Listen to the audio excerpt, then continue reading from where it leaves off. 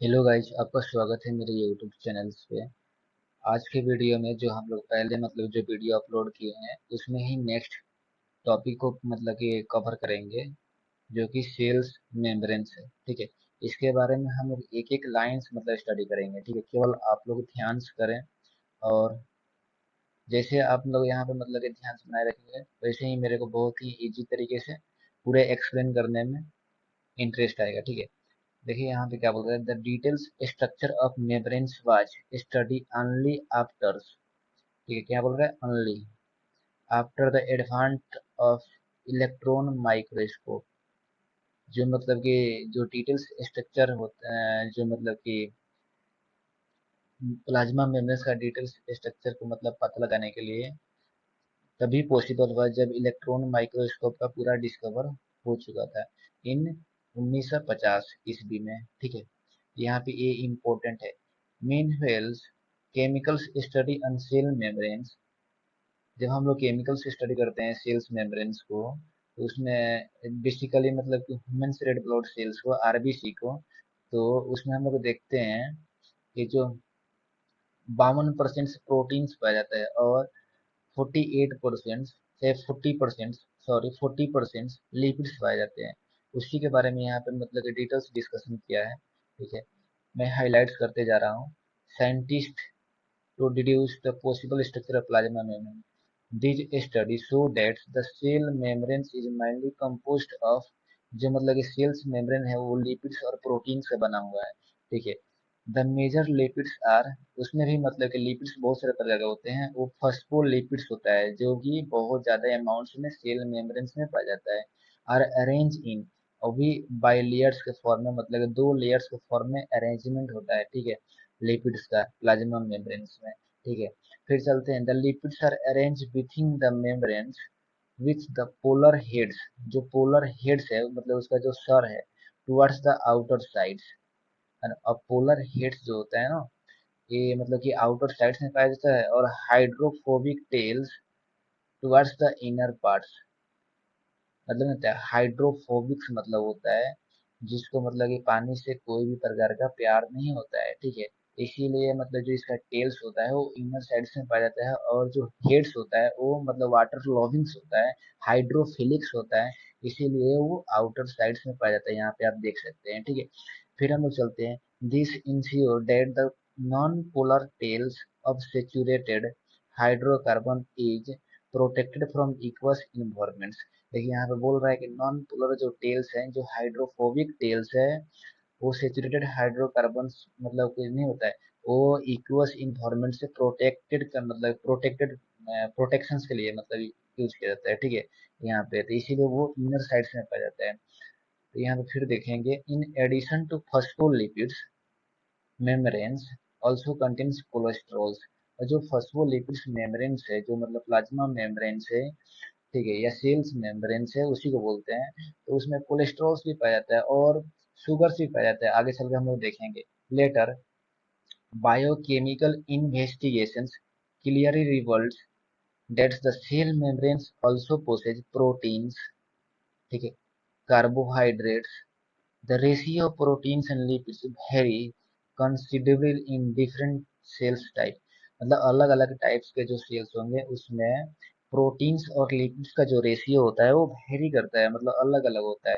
जैसे कि ह्यूमंस में हम लोग देख जैसे कि ह्यूमंस में हम लोग देखते हैं कि जो इरिथ्रोसाइट्स होता है, जो आरबीसी रेड ब्लड सेल होता है, उसमें 52% प्रोटीन्स पाया जाता है और 40% लिपिड्स पाया जाता है। ये डाटा बहुत ही इंपॉर्टेंट है। और यहाँ पे देखेंगे हम लोग आगे के lines, depending on the easy of extractions membrane proteins can be classified as integral और peripheral. The peripheral proteins lie on surface. जो कि दो प्रकार के प्रोटीन्स पाए जाते हैं। जैसे इंटीग्रल प्रोटीन, जो कि सेल्स के जो सेल्स मेम्ब्रेन है उसके अंदर से पाया जाएगा, उसको इंटीग्रल प्रोटीन्स बोला जाता है या इंट्रिंसिक प्रोटीन्स बोला जाता है। और जो बाहर पाया जाता है उसको पेरिफेरल प्रोटीन्स बोला जाता है या एक्सट्रिंसिक प्रोटीन्स पाया जाता है। ठीक है, देखिए यहाँ पे इंटीग्रल प्रोटीन्स आर पार्शली और totally buried in the membranes। जो कि मतलब कि फुल मतलब कि उसके अंदर पाया जाएगा, नहीं तो पार्सली पाया जाएगा। ठीक है, उसी के बारे में यहाँ पे बता रहा है। फिर चलते हैं हम लोग देखते हैं प्लाज्मा मेम्ब्रेन्स का या सेल मेम्ब्रेन्स। ठीक है, उसके बारे में हम लोग देखते हैं क्या क्या पाया जाता है, ये भी पूछ सकते हैं आपसे। ठीक है, यहाँ पे देखते हैं कि मतलब कि सुगर्स जो पाया जाता है, सुगर्स यहाँ पे आप देख रहे होंगे, यहाँ पे सुगर्स पाया जाता है। फिर यहाँ पे आप देखेंगे पेरिफेरल प्रोटीन्स भी प्रेजेंट है। फिर देखेंगे फॉस्फोलिपिड्स बाय लेयर्स है, मतलब कि दो लेयर्स है। ठीक है, और यहाँ पे देखेंगे आप इंटीग्रल प्रोटीन्स। ठीक है, आपको दिख रहा होगा यहाँ पे इंटीग्रल प्रोटीन्स, जो कि प्लाज्मा मेम्ब्रेन्स के इनसाइड पाया जाता है, इसलिए इंटीग्रल प्रोटीन्स या इंट्रिंसिक प्रोटीन बोलते हैं। और कोलेस्ट्रॉल्स पाया जाता है। तो यहाँ पे डायग्राम्स में जो भी मतलब यहाँ पे जैसे जैसे अरेंजमेंट है ना, वैसे वैसे आप याद रखिएगा, क्योंकि ये इससे मतलब सवाल पूछ सकता है कि यहाँ पे क्या पाया जाता है। ठीक है, चाहे यहाँ पे क्या पाया जाता है, तो फिर वहां पे आपको आंसर देना होगा। ठीक है, और ये जो मतलब कि मॉडल्स है, ये फ्लूइड मोज़ेइक मॉडल्स है ऑफ प्लाज्मा मेम्ब्रेन, जो कि 1972 में सिंगर एंड नाइकोलसन ने दिया था। ठीक है, इसके बाद हम लोग यहाँ पे देखते हैं an improve models of structures of plasma membranes या cell membranes was supposed by Singers and Nicolson 1972, widely accepted as fluid mosaic models, इसको भी बोलते हैं। ये फ्लूइड मोज़ेइक मॉडल्स है। And according to this the quasi fluid natures of lipids are enables lateral movements of protein within the overall bilayers. This ability to move within the membranes is measured by the fluidity. ठीक है, यहाँ पे देखेंगे the fluid natures of the membranes is also important from the point of view of junctions like cells growth, formations of intercellular junctions, and secretions and endocytosis and cell divisions। ठीक है, ये मतलब इसके लिए रिक्वायरमेंट्स है। ठीक है, फिर देखते हैं आगे। One of the most important function of plasma membranes is the transports of molecules across its. सबसे जो इसका इम्पोर्टेंट फंक्शन होता है प्लाज्मा मेम्ब्रेन्स का, वो ट्रांसपोर्ट, मतलब one cells to other cells में ट्रांसपोर्ट करना, मतलब इसका मेन जो फंक्शन होता है। ठीक है, द मेम्ब्रेन्स इज सिलेक्टिवली परमिबल्स। जो मेम्ब्रेन्स होते हैं वो सिलेक्टिवली परमिबल्स है, यहाँ पे इसको भी याद रखिएगा। In some molecules present in either side of it, many molecules can move briefly across the membranes without any requirements of energy, and this is called passive transport। यहाँ पे हम लोग केवल एनसीईआरटी का रीडिंग लगा रहे हैं, तो इसमें मतलब पूरा डिटेल्स में नहीं देखेंगे। ठीक है, तो आप मतलब कि पहले आपको मतलब कि पढ़ा होना चाहिए। तो जो मतलब कि बिना एनर्जीज का मॉलिक्यूल्स का ट्रांसफर करता है from one medium to another medium, इसको पैसिव ट्रांसपोर्ट बोलते हैं। जो कि न्यूट्रल सॉलिड्स में moves across the membranes by the process of simple diffusion. इसको भी आप देख सकते हैं, सिंपल डिफ्यूजन के माध्यम से जो न्यूट्रल सॉलिड्स होते हैं वो ट्रांसपोर्ट होते हैं along the concentration gradients। मतलब along the concentration gradients मतलब क्या होता है कि higher concentration to lower concentration. Water में also move across the membranes from higher to lower concentrations। movements of water by diffusion is called osmosis। ठीक है, जो वाटर्स का मूवमेंट होता है उसको हम लोग ओस्मोसिस बोलते हैं। As the polar molecules can not pass through the non polar lipids bilayers, they require a carrier proteins of the membranes facilitate their transport across the membrane। A few ions or molecules are transported across the membranes against the concentration gradient। कुछ मतलब ये जो ions या molecules है जिसको transport करने के लिए मतलब अगेंस्ट द कंसंट्रेशन ग्रेडियंट जाना होता है, from lower concentration to higher concentration. Such transport is an energy dependent process होते हैं which ATP is utilize, is called active transport. Examples होता है सोडियम एंड पोटेशियम पंप। ठीक है, अब देखते हैं सेल वॉल के बारे में।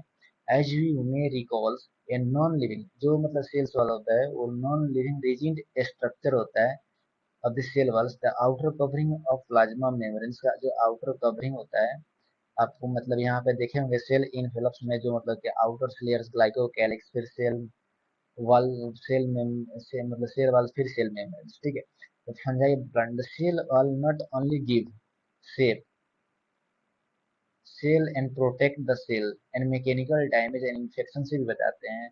It also help in cell to cell interaction में भी हेल्प करते हैं, provide barrier to undesirable micro molecules. जो अल्जी का सेल्स वॉल होते हैं ना, अल्जी का cell wall made up of cellulose, highlight कर लेते हैं, cellulose, galactans, mannans, and minerals like calcium carbonates will other plants it consist of plants का जो सेल वाला होता है वो cellulose,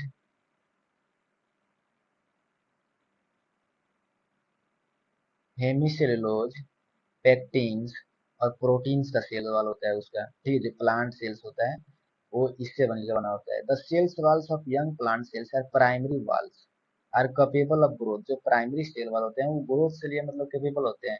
will gradually diminished in the cell matures and secondary walls forms inner towards the membrane side of the sales.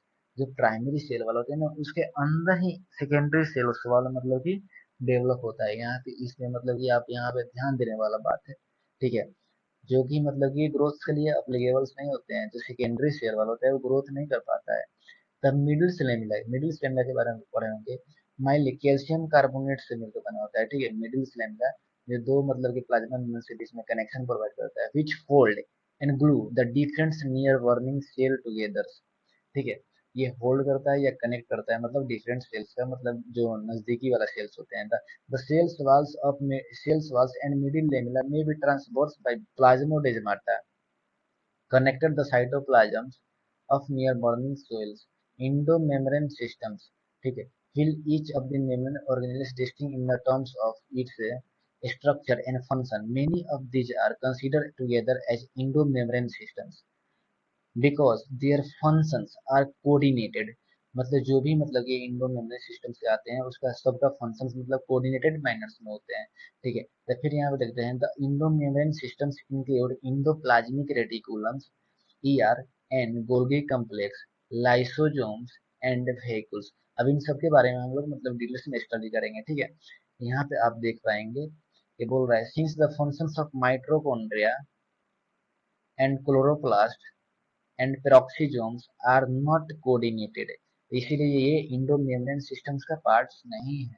Mitochondria chloroplast और peroxisome जो होते हैं ये इंडो मेम्ब्रेन सिस्टम्स का पार्ट्स नहीं है, ठीक है। क्योंकि इनका फंक्शन जो होता है कोऑर्डिनेटेड मैनर्स में नहीं होता है। The endoplasmic reticulums electron microscopic study of eukaryotic cells revolve the presence of networks of reticulums is tiny tubular structures skirted in the cytoplasms, ठीक है। यहाँ पे देखिए इंडोप्लाज्मिक रेटिकुलम्स जो होता है, hence endoplasmic reticulums divided into intracellular space into two distinct compartments, that is luminous inside, ठीक है, और एक्स्ट्रा लुमिनस जिसको साइटोप्लाज्म बोलते हैं जो कि आउटसाइड होता है, ठीक है। कलर्स चेंज कर लेते हैं।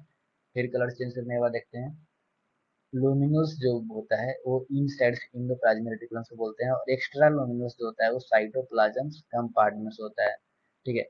In the endoplasmic reticulums often show ribosomes attached with their outer surface. The endoplasmic reticulums bearing ribosomes on their surface is called rough endoplasmic reticulums बोलते हैं। The options of ribosomes they appear smooth are called smooth endoplasmic reticulums बोलते हैं। Rough endoplasmic reticulums is frequently observed in the cell, actively involved in protein synthesis and secretions में help करते हैं। जो rough endoplasmic reticulums होते हैं वो actively protein synthesis and secretions में हेल्प करते हैं। They are extensive and continuous with outer membrane of the nucleus, ठीक है। फिर देखते हैं स्मूथ इंडोप्लाज्मिक रेटिकुलम्स के बारे में। The smooth endoplasmic reticulums are major sites of synthesis of lipids, ये मेजर साइट्स होता है सिंथेसिस ऑफ लिपिड्स के लिए। In animal cells lipid like steroidal hormones are synthesized in smooth endoplasmic reticulums, ठीक है। फिर अगला मतलब जो होगा इसके नेक्स्ट वीडियो में हम लोग उसको डिस्कस करेंगे, ठीक है। Thank you for watching. अगर आपको थोड़ा सा भी अच्छा लगा हो तो लाइक शेयर एंड सब्सक्राइब जरूर करें, क्योंकि वीडियो लंबा हो जा रहा है तो उसको अपलोड करने में थोड़ा सा दिक्कत होने लगता है, इसके लिए हम लोग मतलब पार्ट वाइज ही डिस्कस करेंगे, ठीक है।